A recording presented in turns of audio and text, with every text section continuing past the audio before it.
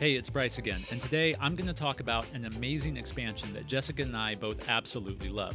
I know the last two times we spoke about expansions, we weren't the biggest fans of them, so we thought it might be time to prove that we don't hate all expansions, just most of them.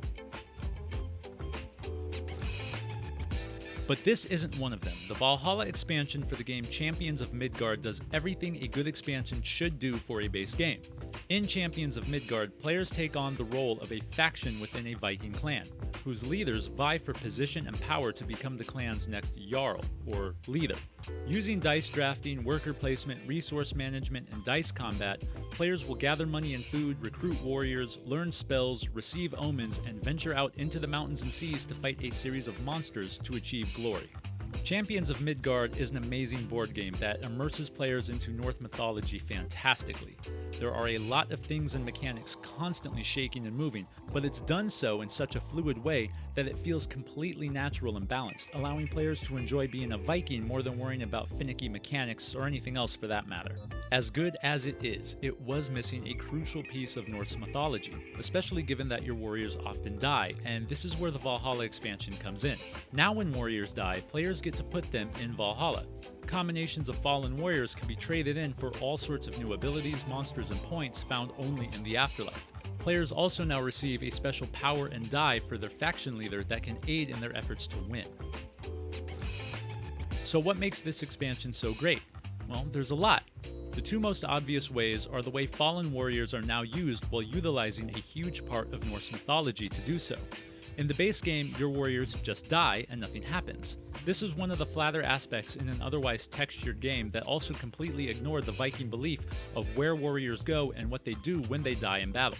By adding this in, players are not only further immersed into the ancient Viking world, but they now also have a whole new way to strategize. It becomes all about knowing which warriors to draft and how to best use them and win.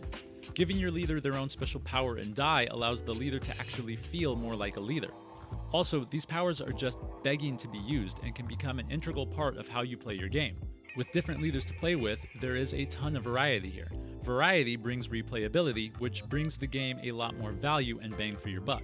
The new Monsters, Valkyrie, Blessings and Omen, and Destiny cards further add to the mythology and strategical variety as well. To make a long story short, Valhalla is exactly what you want in an expansion. It does everything you hope an expansion will do. Valhalla takes the flattest aspects of Champions of Midgard and elevates them into the most thematic and interesting elements of the game. A lot of expansions can do this, but will often completely change the way the game is played to do so. Valhalla enters the fray seamlessly, making its strategical addition feel effortless, like it was always meant to be there. All this while also adding to the theme and atmosphere. This is the way an expansion is supposed to be done. Champions of Midgard was released in 2015. 2 years later, Valhalla followed. That's 2 years of allowing the base game to be played thoroughly, picked apart, examined, and polled. 2 years for designers to figure out exactly what the game needed and how to best deliver it. This is a vast contrast to many games released now, whose expansions are released at the same time as the base games themselves. As I said last week, when games do this, it shows that the designers and publishers are either A, releasing a game they know has flaws and needs an expansion to correct them right away, or B, is just releasing a slew of extra stuff, neither they're not, to extract as much money from your fear of missing out as they can. Either way, in our opinion, it's a bad look for a game. Valhalla, however, does not fall into these categories. Jessica and I cannot recommend it enough. So much so that we will say here and now that Champions of Midgard should never be played without it.